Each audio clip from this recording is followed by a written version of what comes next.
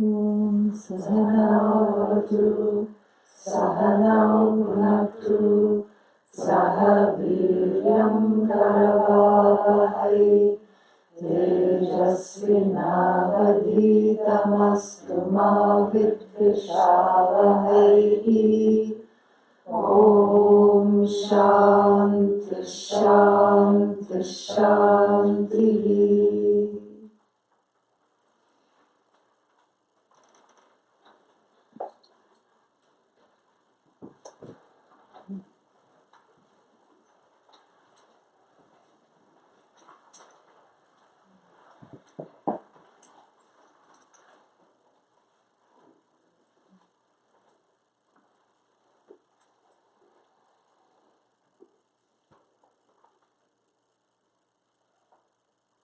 The topic of patterns and how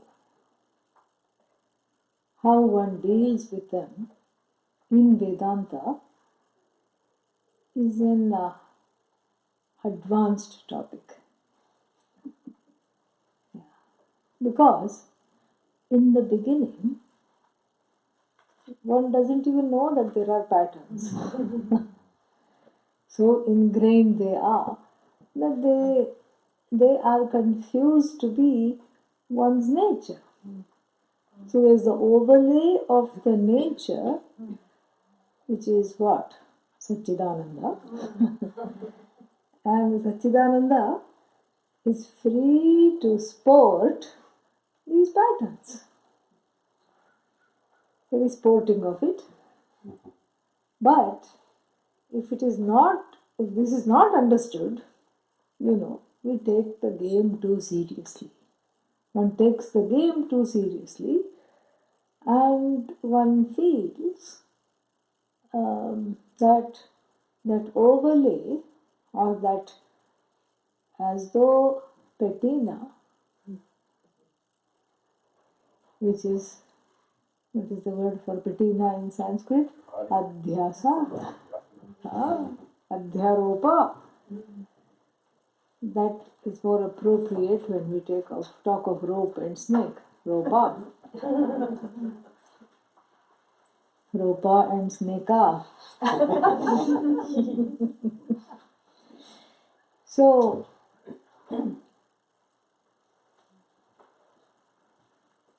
what is interesting is that the patina is seen to be the reality by the observers outside, the people who interact with the veneered jiva, and by the observer inside too. Here, the observer, we are not talking of the sakshi per se, but the ahankara, which says, this is who I am. How many times, people say this? How many times, this word is familiar. This is what I am. I am as I am. Take me or leave me. This is who I am. And then when you unpack, this is who I am, it's amazing what all comes out. Comes out means doesn't really belong. Totally, laughable if one is in a position to laugh. Or one can have a good cry over it first. Before getting to the place of laughing. And, so therefore this is an advanced topic, because in the beginning that overlay is not noticed. And yesterday we talked about samskarya, the action of cleaning the copper pot. But suppose the copper pot is tarnished and there's not a tamarind in sight to clean it, or a rind of a lemon, and it is, let us also assume, in conversation with, in the company of other equally tarnished copper pots, it has no way of knowing that this is even a patina, that this doesn't belong. This is not I. In fact, Anatma has as though taken over the Atma of the copper pot, the Anatma in the form of the tarnish, which is a result in the case of the copper pot,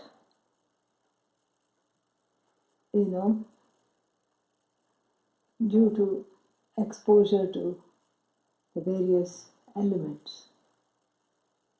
How we wish that was the case for the human being also. It would be convenient. As long as I'm in an insulated vacuum cupboard, I'm okay.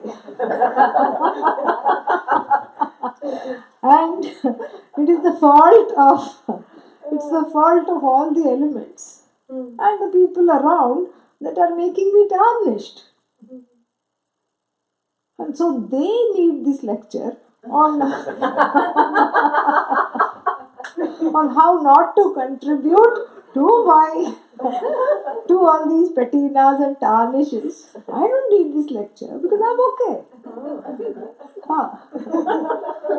And I wish it was so convenient. I wish it was like that so that we didn't have to worry about it. We can just point the finger, moving finger. And then when all else fails, you point it up. I don't know why up. They think Bhagavan is up somewhere, up on high. So, that's why this is an advanced topic. Because the hope and the expectation, I suppose, for one to be even interested in this topic and to want to listen to this is that one is in a place of recognizing that there is a patina. That's enough for us. That there is a patina, patterna, whatever it is.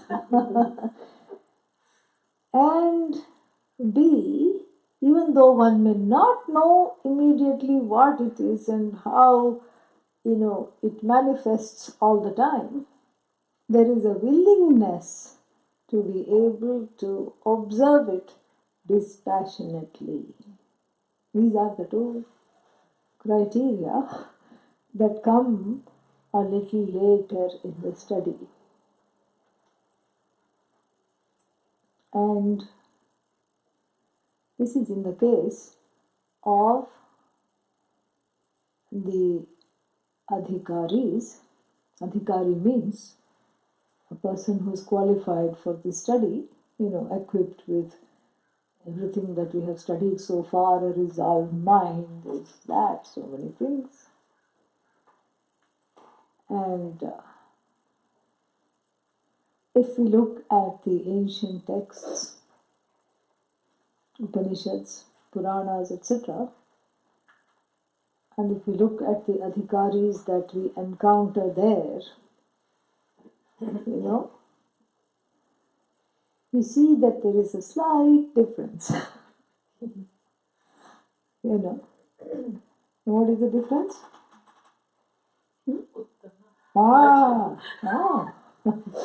So, they seem to be what in the Shastra is called Uttama Adhikari. Uttama means exalted adhikaris, meaning, that before they come to the teacher, the patina is not just recognized but eliminated. This is Uttama Adhikari. So there is no point in talking of, patinas because it's not there. Why spend time talking of something that's not there?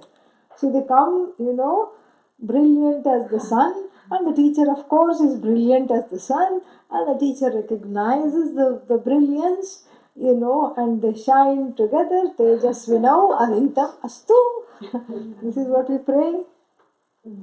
Except it doesn't sound like that because the grammar, sandhis are different. It may not even sound familiar unless I chant it like this. Tejasvinavadhitamastu. Oh, yeah, I know that. I have heard of that. Actually, it is Tejasvi now, which means right now. Now it means for us. Adhitam, our studies, may the studies for us.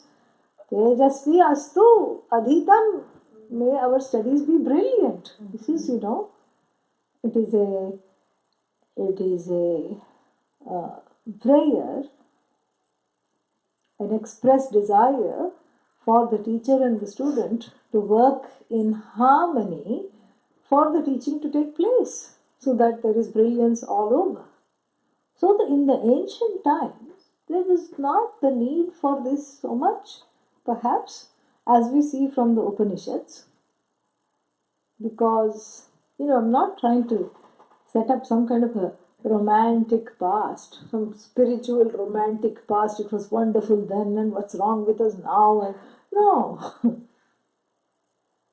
So the reference to the ancient times is because we have the Upanishads which talk about adhikaris in who were slightly different from the kinds that we encounter now. And that's because the Upanishad deals with the ideal types, so that we have a standard to follow. And that's important, because part of the problem in Kali Yuga, in the current day, is not having role models to follow. The leadership is lacking. Yeah, to say the least. Everywhere you look, there is so much wanting. There's so much one is missing. And so therefore, the Upanishads give us Amaitreyi. Upanishads give us Gargi, Lopamudra, Yajnavalkya, Shvetaketu, Narada, all these people that they are not meant for comparison.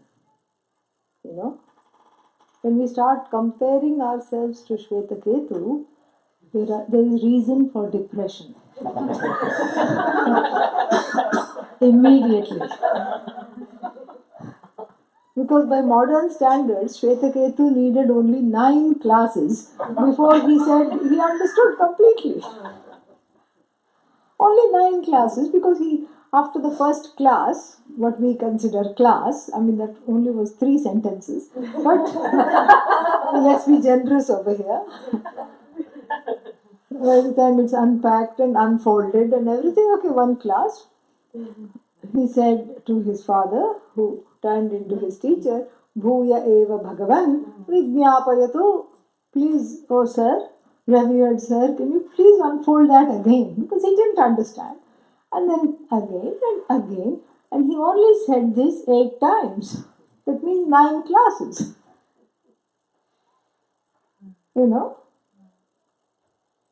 And so, it's not meant for comparison, because understand that when that comparison takes place, what is it that is doing the comparison is what needs to be addressed. What is doing the comparison is part of that patina. So instead, characters in the Upanishad like Yajnavalkya, Maitreyi, Shvetaketu, etc. are to be seen as role models to aspire to follow. And then it is seen and understood in the way that it is meant, so that we don't, I don't know how else to say it, run the pattern in our study of the Upanishad. This is important. So, the Upanishad has a wide array of Uttama Adhikaris. Some of them did not even need teaching, hardly. Like Satyakama, a young fellow who goes to the teacher and he is very, very, very brilliant. Brilliant not just in the sense of having, what's the word for it, brains or intellect. Brilliant in the sense of having hardly any ragadveshas, a clear antahkarna, transparent, free of the fog of, the overlay of patterns, some of them very deep set. And he was available for the knowledge. But yet, he was not spared from cow duty. You know cow duty? No. Think about that. If he had to go to cow duty, what does it say for us? No. So he goes to the teacher and he says, I would like to gain this knowledge. And the teacher hands him one cow, just one cow. He doesn't even know whether it's male or female. And he's told, don't come back until it becomes 1,000. And it's not just adding zeros. One is there and add 3 zeros. No. Don't come back, the teacher says. In other times we have seen the key to the cowshed is given. For the student who was aspiring, the key to how to lead the life. This is not the key to Satchidananda, which is the key to what? The stables. That's why it's called stable, because that's where you go to get stability. So who goes in the stable is very unstable as a student. So here, such a brilliant student, and we don't know if it's the same Satyakama in the other Upanishad, but it sounds to be the same, who was raised by a single mother, Jabala, and who didn't know who his father was. And he desired to go to the Gurukula and, for some kind of a open house where they were doing all kinds of interviews, and he sought his mother's blessings. He says, I'm going to go, I'd like to go, but they'll ask the father's name. Who was my father? Who is my father? She says, I really don't know. You've been busy working as a maid in so many people's houses. I have no idea who your father is. And he goes, and in front of all the students and all the parents that had come to leave the students there, when asked by the teacher, what is your gotra, what is your lineage, who is your father? And the mother also tells him, but you tell everybody that you are Jabala's son and you take my last name. From now on, you are known as Satyakama Jabala. Perhaps the first instance of the mother giving her last name in history. And he goes and he repeats exactly, without any shame, without any pride, without any worries. He just repeats it. He says, my mother worked in many people's houses, so she doesn't know who the father is, but she told me that she has raised me to be an honest boy, and my name is Satyakama Jabala, so for my last name you write my mother's name. And the teacher is so happy. he has tears in his eyes. He embraces the young boy and he says, if you are not qualified for this knowledge, I don't know who is. And then later on in the same Upanishad, we see him asking the teacher for this knowledge, presumably after studying the chanting and all these other things, doing the first portion of the Veda. And the teacher says, this is a different story of the same boy, perhaps. And the teacher says, don't come back till this one cow is 1,000. And even someone as brilliant as Satyakama sits down because he's a little depressed. He's like, what is this? When will this cow become 1,000? I hope it's pregnant. We don't know. I hope it's expecting at least one baby. How am I going to go back? But a lot of things come to his aid. First he meets, he has a strange kind of a ferocious meow, and he wonders what it is. And it's an injured lion with a big thorn or a nail in its paw that's getting septic. And not a very nice sight because, it's in pain, but it's a lion. And the lion tells him, why are you looking so sad? Such a small, cute boy with a cow. Why do you look so sad? And he says, because, I have to make this cow into 1,000. And,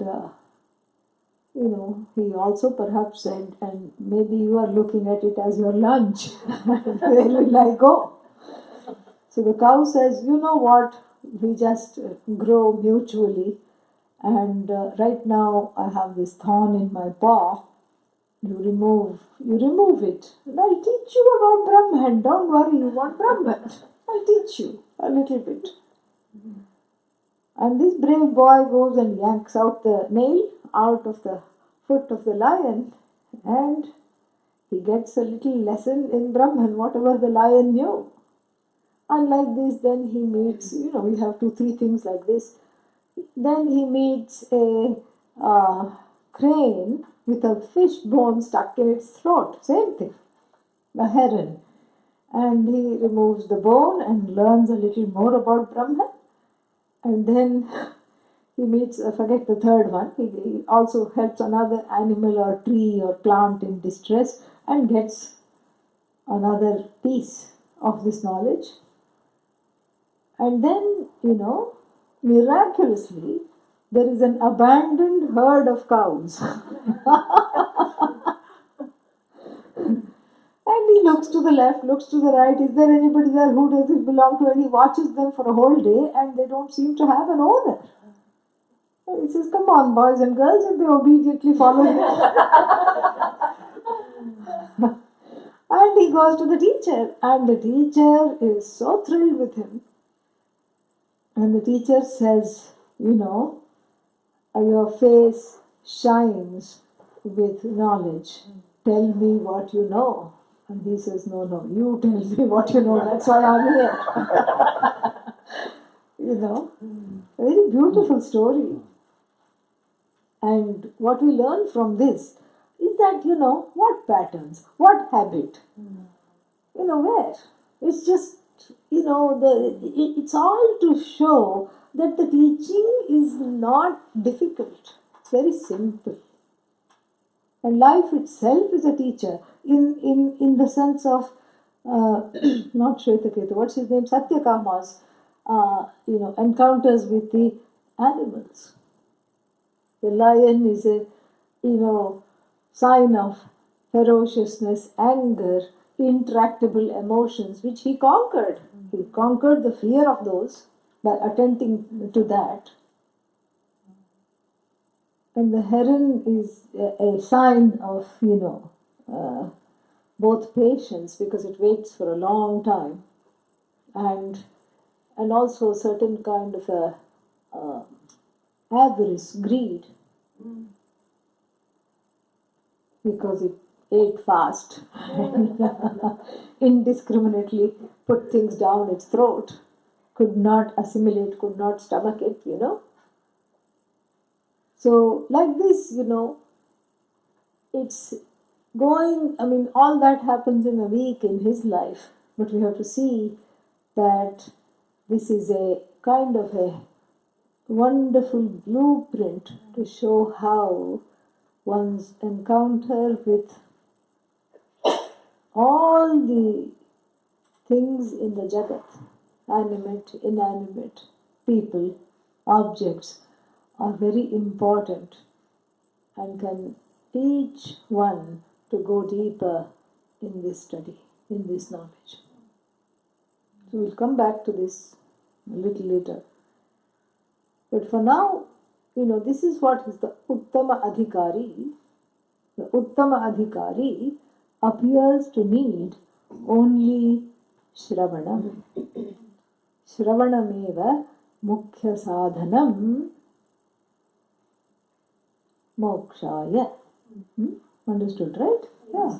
So can I just talk in Sanskrit the rest of the talk? Yeah. Mukhya Sadhanam, the primary means, Mokshaya, for liberation, for freedom. From what? From these very, sticky patterns that we are talking about. Very sticky. Like tar, So, freedom from samsara is freedom from patterns. That's what reproduces samsara. It's a proliferation that is happening within the ahankara, not without. Within the antahkarana. And so, therefore, mokshaya, for liberation, from what? From these patterns. Shravanameva alam, enough. Shravanam itself is enough, is the sufficient and necessary cause for freedom from samsara. What is Shravanam? Listening to what? Music. What kind of teachings? The teachings of the Upanishad, handled by somebody who has been taught. That is important. Because otherwise you just sit and listen to the teachings and nothing happens, and that's because, we have to look at how it is handled, if it is handled at all. So, that is enough for liberation. This is what we get from the Upanishads. That's why the Adhikaris don't appear to need anything else. Because the Upanishad is not trying to compare the Adhikaris and say, we have Shvetaketu, you don't have that, and you can never be Shvetaketus, and down with the modern Adhikaris. That's not what the Upanishad is trying to say. Neither is the Upanishad trying to set up some kind of a impossible act to follow. That's not its purport and its intention. The purport and intention of the Upanishad in repeatedly showcasing these Uttama Adhikaris, these exalted students of knowledge, is to drive home the fact that listening to Vedanta is the primary cause for freedom from bondage, from the notion of bondage, and is the sufficient cause. Nothing more is needed. Shravanam is it. Then, supposing someone says Shravanam isn't enough.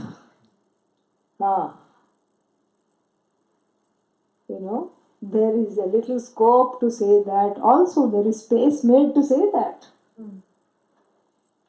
There is space made to see that, because we see that clearly in Yajnavalkya and Maitreyi dialogue. Atma vai are drashtavyaha. The Atma has to be seen means as though clearly, as though you are looking at it. Not that you have to look at it. because you can't. It's you. But the Atma has to be clearly seen, as in clearly understood. Darshanaya kim kartavyam. What should I do to be able to, as though, see it clearly? Atma va are shrotavyaha. Are means honey. He's talking to his wife. Atma vai are shrotavyaha. So what should I do?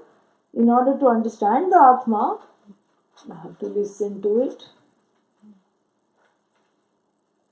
And when that is not enough, that should be enough, because we see the example, of Shvetaketus, Satyakamas, so many, students. Indra, Narada, everybody. We see them gaining this knowledge after, one or two classes and getting up and going. So, supposing the Shravanam is not enough, then obviously there is something in the way. There is something not quite right. With what? With the teacher? Possible. If so, change the teacher. And but if the teacher is fine, there is no need to change the teacher. Then what? Then we have to see what is the inhibiting factor that is standing in the way of my enjoying this knowledge. Atmavare mantavyaha mananam kartavyaha. We do this thing called mananam, which is not instead of Shravanam, because mananam without Shravanam is dangerous. Mananam means meditation, thinking and having opinions about the Upanishad. Without Shravanam is bad, because that means you are trying to interpret the Upanishads with the same patina that you are wanting to get rid of. How is that going to work? So mananam means, the removal of what we talked yesterday, or day before, samshaya. The word samshaya, very well, shaya, sleeping. We think of doubts as active. And actively, drilling a hole in the brain and not letting us concentrate and worrying and whatnot. But the Upanishad has its own way, the language has its own way of defining the word doubt. Doubt means when you're sleeping to your nature. That's all it is. Nicely sleeping to the reality that one is supposed to be living. Samyak shayanam, really. So samshaya is doubt, and the removal of doubt is an important process when the Shravanam is not enough. Don't say when the Shravanam does not work. It works. It's working. But, it's like, one is not like that Bob, the one who's got a sponge.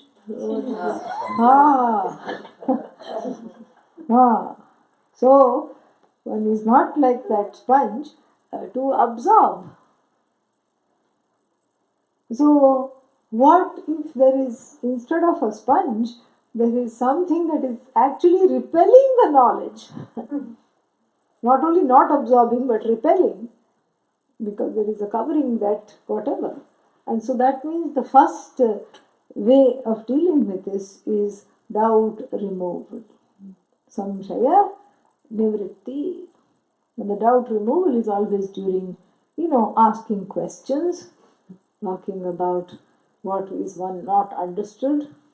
And usually the same people will have the same questions forever. And we see this in Arjuna.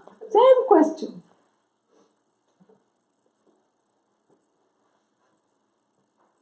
The question that starts in the 3rd chapter, beginning of the 3rd chapter.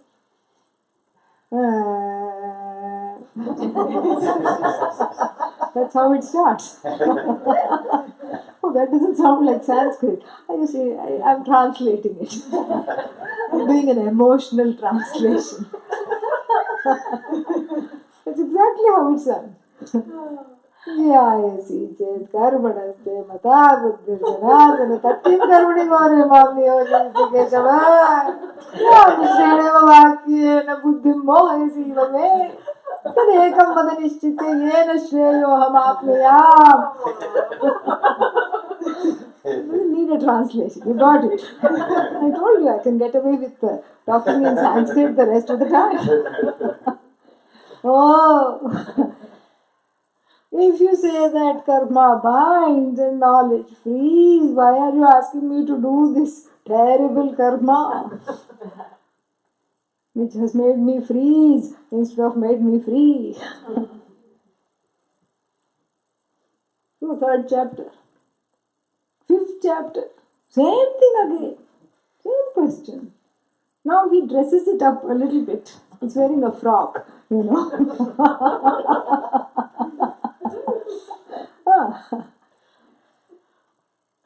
So, tell me about sannyasa.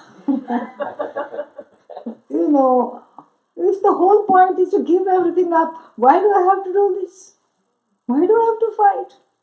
Why can't I just, Kurukshetra, which is on the outskirts of Delhi, and Haridwar, where half the people are in orange, is not very far. I can go there, sit under a tree. That's what I want. He didn't want that for the last 12 years when he could have wanted that. He was sitting in a forest, chafing at the bit to get to Duryodhana and slay him. He was so bloodthirsty. And his wife Draupadi was even more bloodthirsty than him, literally, because she had been, her reputation has been desecrated in this big sabha, in this big assembly. She had been dragged by Duryodhana's brother, Dushasana. Please understand, nobody names their children Dushasana, badly behaved. His name must have been Sushasana, but because of his behavior, it became Dushasana. Similarly, Duryodhana must have been Suyodhana, and it has changed in keeping in accordance with their demeanors and behaviors. Sushasana was never Sushasana, unless, of course, the parents were really prophetic. You're just bad news, maybe they saw it at birth, we don't know. So, Duryodhana's brother Dushasana had dragged her by the hair, and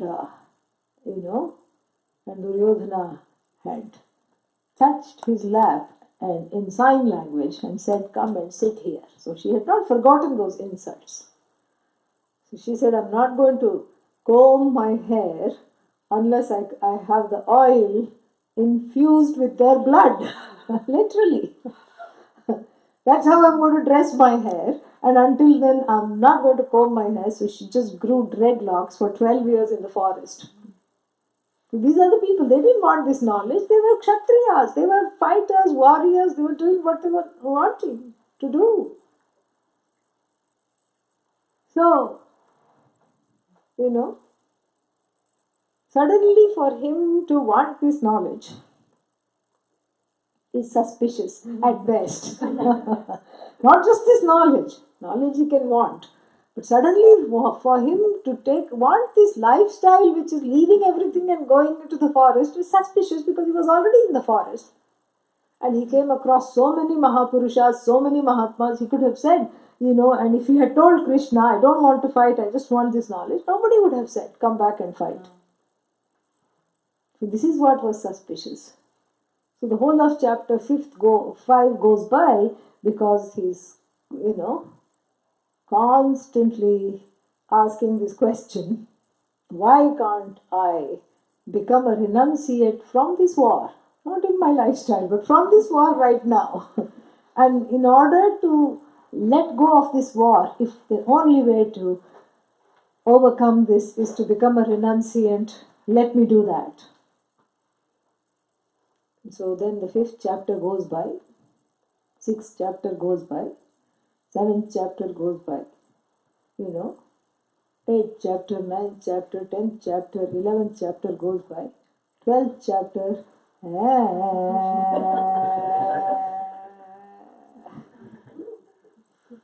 same question comes back again, same question. Now, in addition to a frock, it's wearing overalls. That's all it is. It's getting a little more dressed up. That's what it is. Tesham ke yogavittamaha. People relate to you in different ways. Oh Arjuna, oh Krishna, Arjuna says. Evam satata yukta ye bhaktas tvam parupasati. So many bhaktas are there. Which bhaktas are better? Which bhaktas are better? See, the comparison is already there. Those who see you as formless or those who worship forms, who is better? Krishna is not going to fall into that trap. So as a result, the 12th chapter is extremely confusing if you don't read it from the with the eyes of the Pramana and Vedanta. Really, you can go away thinking wrong things.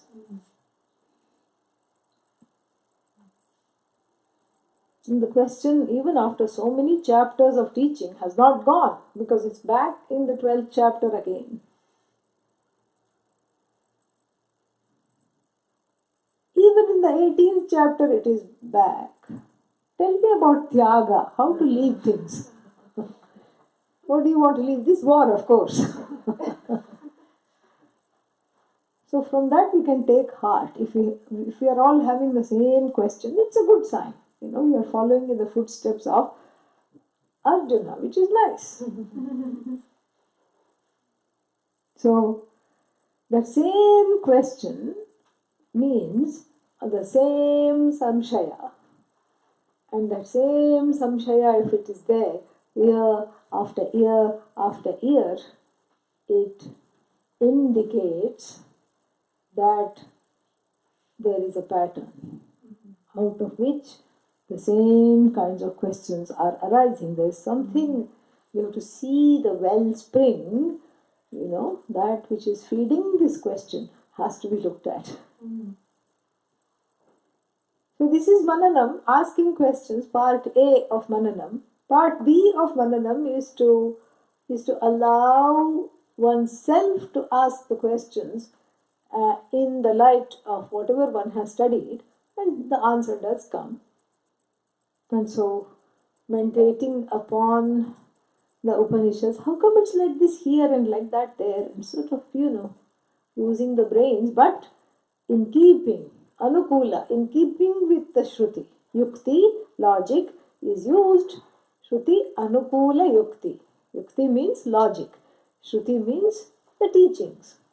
Shruti, anukula yukti, a logic that proceeds in accordance with what I have studied. Not a logic that defies what I have studied, because there is a problem there if it does that. Then you are better off asking questions. So this is called Mananam. Atma vai are mantavyaha. Mananam, meditation. And then what? Still the promise of the Upanishads seems to be a promise out there somewhere, hanging in the ether. Self-knowledge and the fruits of self-knowledge, at least in this lifetime, may not be for me.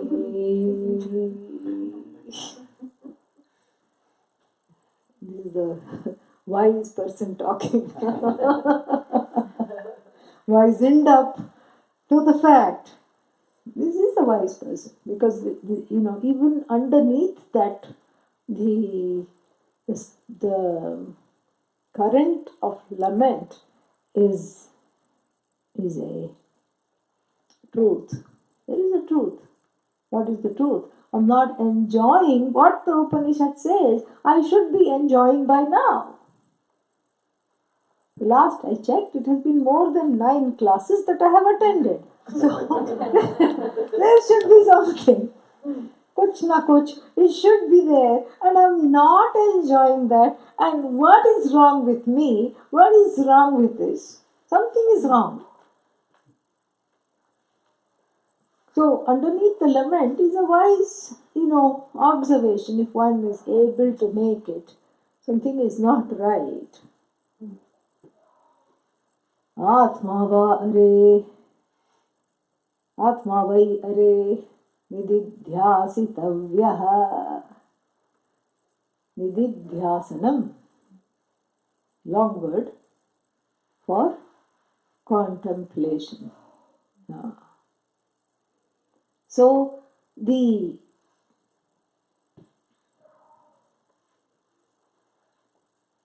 technically, the samshaya, the samshaya means what? Doubts. The doubts are twofold in nature, they say. Pramanagata samshaya and prameyagata samshaya. Pramanagata samshaya means doubts with regard to the means of knowledge. How can this free me? Why not some other way? Why not I touch the nose and become enlightened? To the fact that I have a nose. No. Why can't I touch the nose and know I am Satchidananda? Why can't I touch the toes, neither mine or the Guru's, and know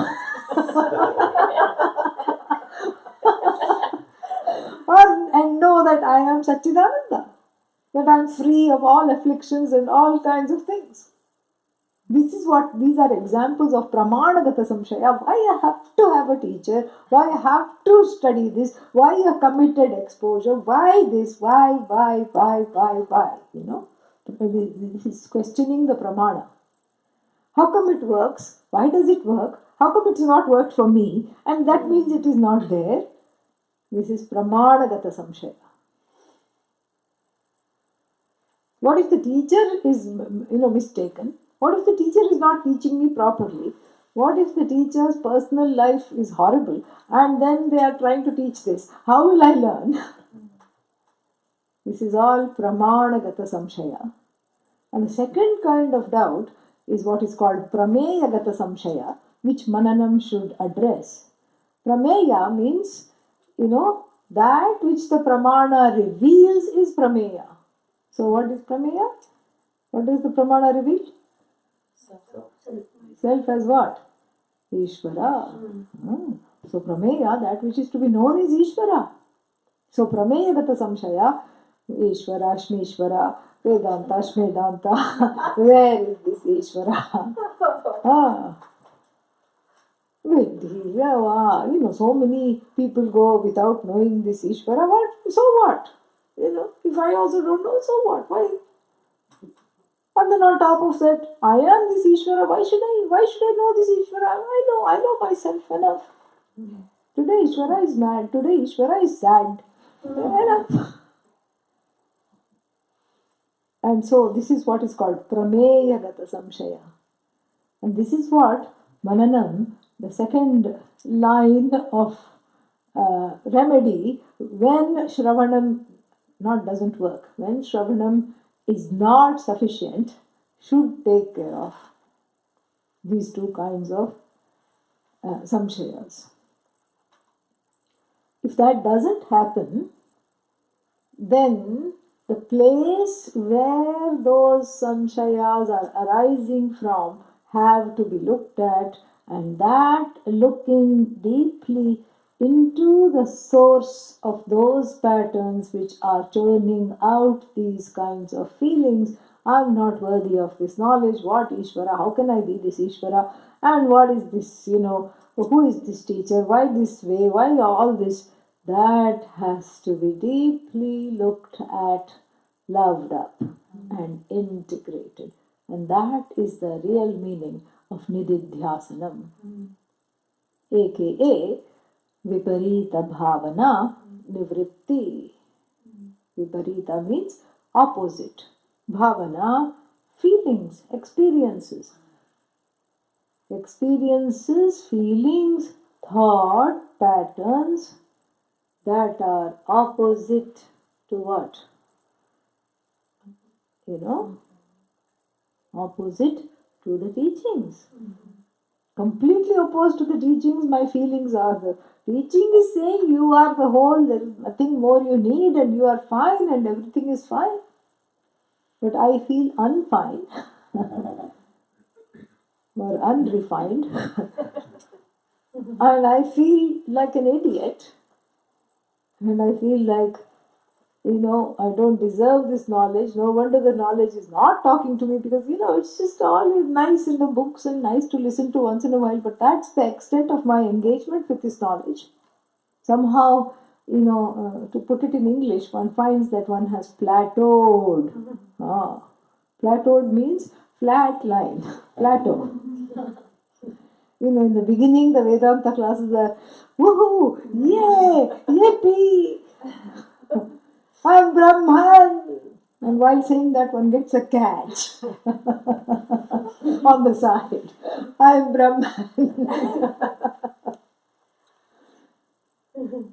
So, in the beginning, there's a lot of, activity. And then after that, there seems to be a flat line. Plateaued. Nothing is exciting. Life is boring. Boredom is really not an emotion. It is a indicator of certain emotions being buried, which should not be, which should be looked at. So, but what one has access to is only this long, endless boredom, which one confuses for a feeling. And this boredom means that there is a certain kind of an apathy. Apathy towards life, apathy towards, of course, the Shastra, apathy towards the family, apathy towards the work,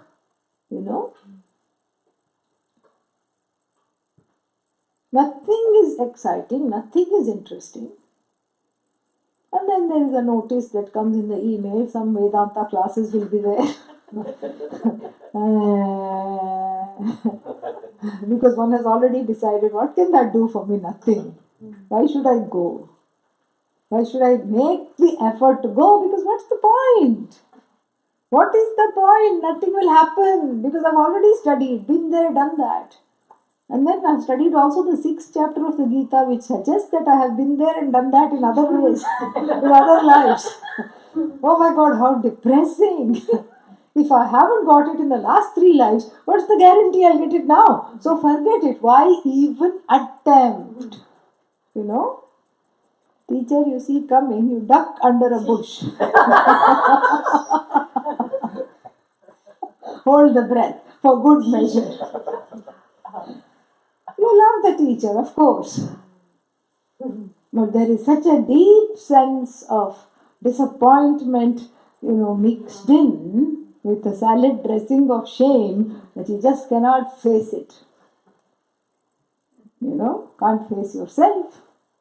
And facing the teacher is facing yourself. Really, the teacher is a walking, talking mirror. So on a bad hair day, you don't want to look in the mirror. Nobody does. And then, when one is uncombed, unraveled, nididhyasana wise speaking, because of the source of these doubts are not addressed, then one cannot encounter the teacher or the Shastra. Both the Shastra is a mirror, the teacher is a mirror, both are mirrors. What do we do now?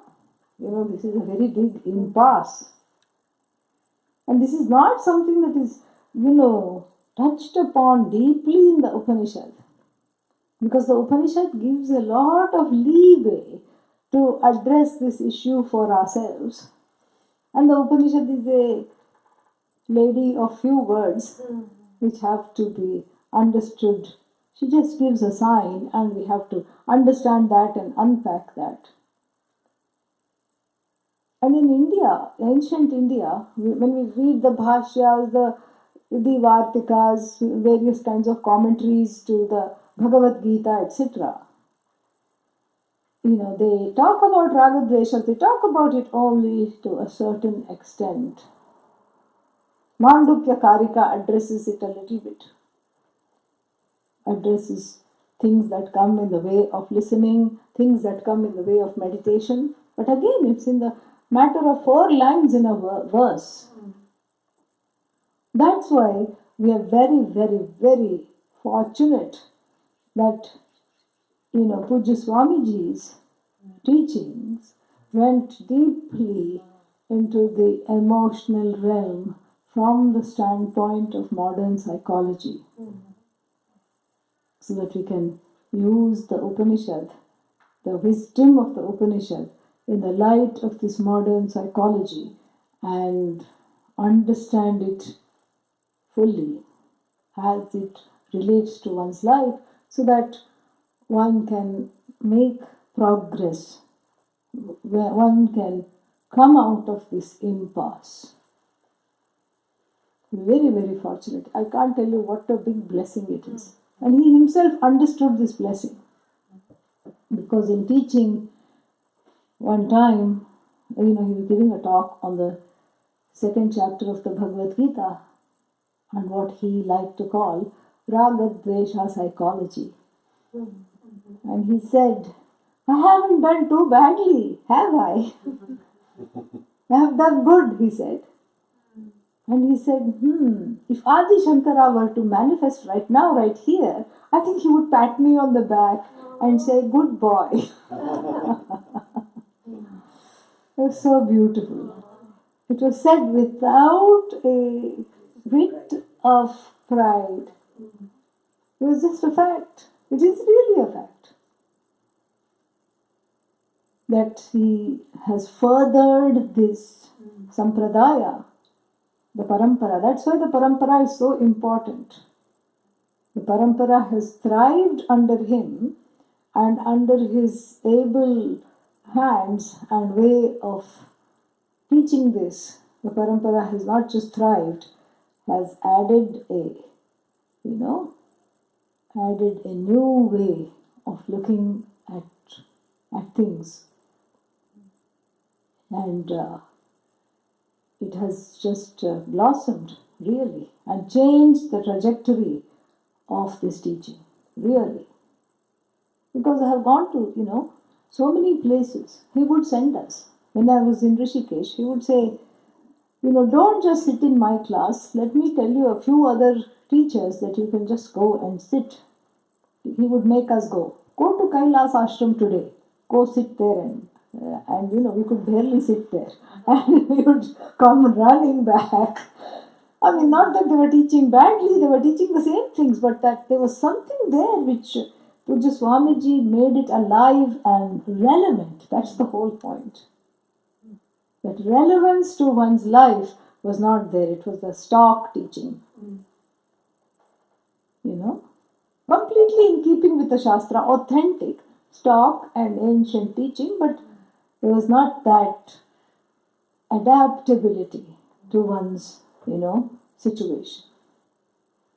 So what is it that does not allow the meditation to take place, and the meditation or the questioning to go deeply and to address the pramanagata samshaya and the prameyagata samshayas, these doubts centered on either the pramana or the means of knowledge, or Ishvara, what is to be understood as the truth of oneself?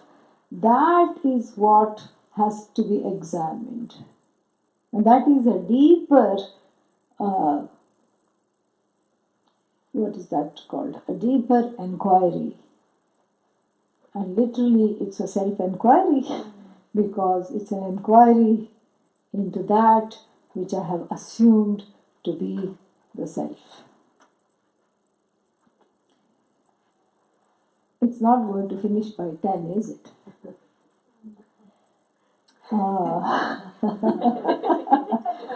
So, What shall we do? Shall we take a little break and come back? That will be nice, yeah. You know, it's gotten a little heavy there, so jump up and down and do what you need to. We'll come back. And is it okay to sit for another hour after we come back? Okay, all right. And maybe in the evening we can even continue. We can continue in the evening if it still doesn't finish. So what time is it announced? 4 o'clock. 4 o'clock? In the evening. Yeah, but where is, they know? They all know? They all have emails. Okay. Yes. Yeah. We should probably announce again. Just Announce again? we can write Yeah, announce before the break, and then I will chant the closing prayer, and then we'll come back and just take 10 minutes. Swamini, we'll Have a cup of tea or something. We'll write the address on the board. Yeah, write the address on the board. And if you're bored, just come. Om Purnamada Purnamidam Purnat Purnamadachyate Purnasya Purnamadaya Purnamevavashishyate Om Shanti Shanti Shanti Hari Om Shri Gurubhyo Namaha Hari Om. Go have a little fun and come back.